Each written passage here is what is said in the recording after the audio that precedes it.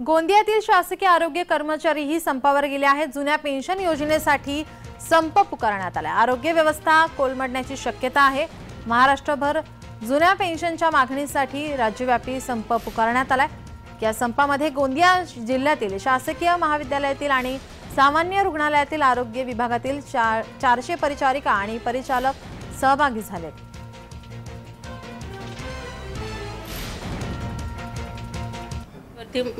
कर्मचारी संघटनेने जो संप करत आहेत त्यामध्ये महाराष्ट्र राज्य परिचारिका संघटना, लातूर शासनमान्य संस्था आहे, तसेच आमचे कर्मचारी वर्ग या आम्ही सगळे मिळून या संपाला पूर्णतः काम बंद आंदोलन करून त्यांना समर्थन देत आहे।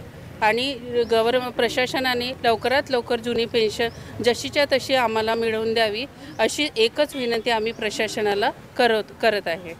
ते शासकीय कर्मचाऱ्यांना लागू करणे आणि जे कंत्राटदार आहेत फार पूर्वीपासून त्यांना समायोजन करून घेणे आणि समान वेतन देणे आणि महत्त्वाची भूमिका आहे या ठिकाणी की आरोग्य क्षेत्रामध्ये ज्या अपुऱ्या जागा या ठिकाणी आहेत त्या त्वरित भरण्यात याव्यात। महत्त्वाची मागणी म्हणजे आमची पेन्शन फार महत्त्वाची आहे, कारण आज जे आरोग्य कर्मचारी आहेत ते जवळपास आपले 30 ते 35 वर्ष हे सर्व्हिसमध्ये दिल्या जातात आणि त्यांचं अख्खं आयुष्य म्हटलं तर हे कार्यालयामध्ये जाते।